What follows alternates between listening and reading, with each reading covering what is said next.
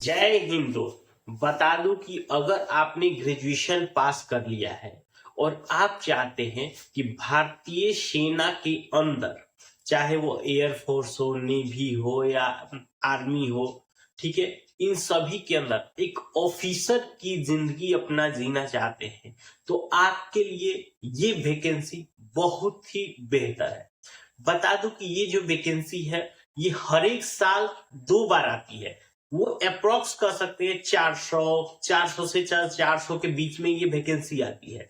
जैसे अगर आपने देखा होगा तो यहाँ पे लिखा होगा CDS 1 2024, यानी कि ये 2026 की पहली वैकेंसी है। इसकी दूसरी वैकेंसी भी जून या जुलाई के महीने में आती है, यानी कि ये एक ऐसी वैकेंसी है जो एकदम फिक्स है कि साल में 2 बार ये वैकेंसी आएगी ही आएगी। अगर आप इसकी तैयारी कर रहे हैं, अगर आपसे मान लीजिए एक बार ट्राई किए, नहीं हो पाया, आपने अपने आप एनालाइज किए कि हाँ मुझे कहाँ से गलती हुई है, फिर आपके पास फिर अगले 6 महीने बाद आपको पास कर आपने दोबारा एग्जाम देने का, उसको तैयारी करने का मौका मिलेगा। तो ये इसीलिए एक अच्छा मौका है। और इसका एक लिमिटेड एज ग्रुप भी है, कि ऐसा नहीं कि ये बहुत लंबा एज ग्रुप नहीं होता है, ये मुश्किल से 3 या 4 साल के भीतर ही होता है।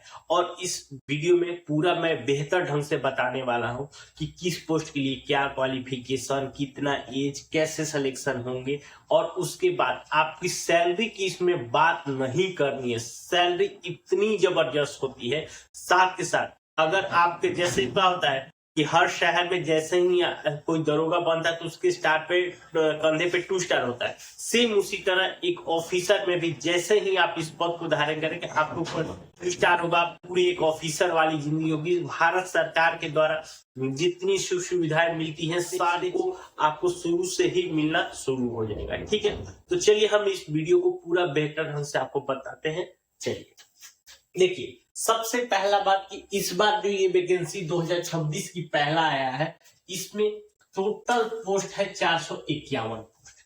ठीक है, जिसके अंदर IMA, जिसको बोलते हैं इंडियन मिलिट्री एकेडमी, इसके अंदर 100 पोस्ट है। दूसरा पोस्ट होता है INA, इंडियन नेवी एकेडमी, यानी कि नौसेना, उसके अंदर 26 पोस्ट है। तीसरा है AFA, एयरफोर्स एकेडमी, इसके अंदर 32 पोस्ट है। चौथा है OTA, ऑफिसर ट्रेनिंग एकेडमी, ये मेल कैंडिडेट का है, इसके लिए है 275 पोस्ट। और उसी तरह OTA फीमेल, यानी ऑफिसर ट्रेनिंग एकेडमी फीमेल के लिए 18 पोस्ट है। यानी कि ये 5 अलग अलग पोस्टों पे आपकी भर्ती निकली हुई है। अभी मैं बता दूं कि सबके लिए जो है वो कम से कम ग्रेजुएशन पास चाहिए, लेकिन ग्रेजुएशन पास में कुछ कंडीशंस है। जैसे अगर IMA के लिए अगर आप जाते हैं, इंडियन मिलिट्री एकेडमी के लिए, तो आप अगर सिंपल ग्रेजुएशन पास है तो भी आप जा सकते हैं। दूसरा, उसी तरह अगर आप OTA के लिए जाते हैं, ऑफिसर ट्रेन एकेडमी, तो अगर आपके पास सिंपल ग्रेजुएशन है तो भी आप जा सकते हैं। मेल और फीमेल दोनों के लिए है कि आप कोई भी ग्रेजुएशन है आप जा सकते हैं। लेकिन अगर यदि आप इंडियन नेवी एकेडमी के लिए जाते हैं, तो आप अगर BE या BTech किए हैं, यानी कि अगर आपने इंजीनियरिंग किया है, तभी आप इसके लिए जा सकते हैं। ठीक है, एक तो अब यदि जो नेवी के लिए जाएगा उसके लिए एकदम सिंपल, एकदम अपना ही जोन हो गया, इंजीनियरिंग के अलावा दूसरा कोई नहीं जाएगा। उसी तरह बात करते हैं एयरफोर्स एकेडमी। एयरफोर्स एकेडमी में क्या है, इनका या तो PCM मैथ होना चाहिए 12th क्लास में, यानी यदि आपने 12th में साइंस लिया है पहला प्रीफर, तो ही आप इसमें जाएंगे। अगर 12th में आपने आर्ट्स ले लिया है तो पहला वो कंडीशन बच्चे हट जाएंगे। तो यहाँ पे तो पहला कंडीशन ये हो गया कि जो 12th में PCM, उसके साथ साथ आपके पास ग्रेजुएशन होना चाहिए। अब ग्रेजुएशन अगर सिंपल है तो भी चलेगा, अगर आप इंजीनियरिंग किए हैं तो भी चलेगा, लेकिन इसमें मेन चीज है कि आपके 12th में आपका PCM होना चाहिए। यही सभी का अलग अलग। अब बात करते हैं एज का। अगर सबसे पहले मैं एक सिंपल बात कर लूं कि एयरफोर्स एकेडमी में आपका डेट ऑफ बर्थ के हिसाब से 2 जनवरी 2003 से लेके 1 जनवरी 2007, ये ध्यान रखिए।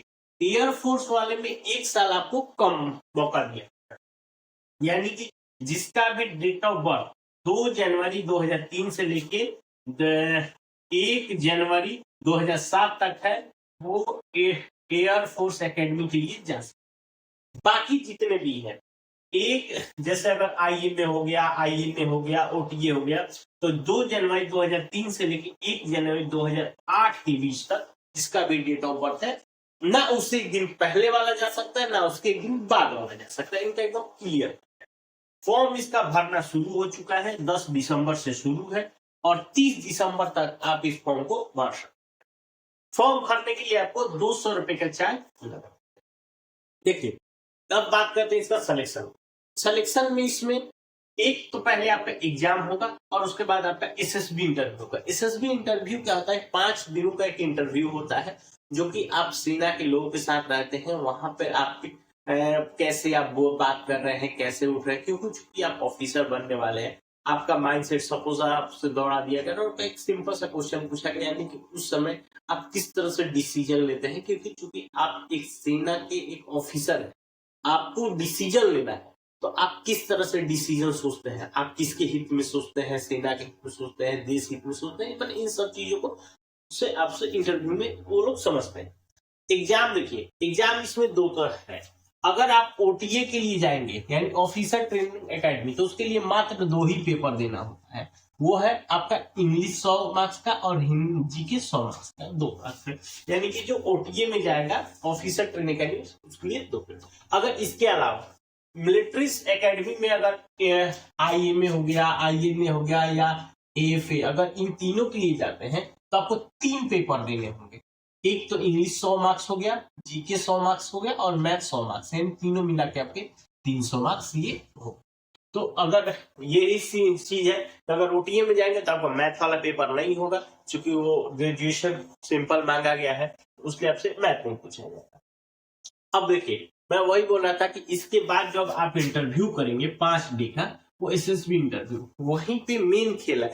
एग्जाम देना भी ठीक है, उसके साथ साथ जब आप 5 दिन आप होंगे तो पूरी आपकी एक एक्टिविटी का नंबर होगा। किस तरह से आप बैठ रहे हैं, किस तरह से आप किसी के सामने बात कर रहे हैं, और सामने वाले को किस बिहेव से देख रहे हैं, सोने का, उठने का, बैठने का, मतलब हर तरह से आपकी पूरी एक्टिविटीज का उस पे ही वो लोग मार्क्स जजमेंट करते रहते हैं। यही चीजें वहां पे होता है।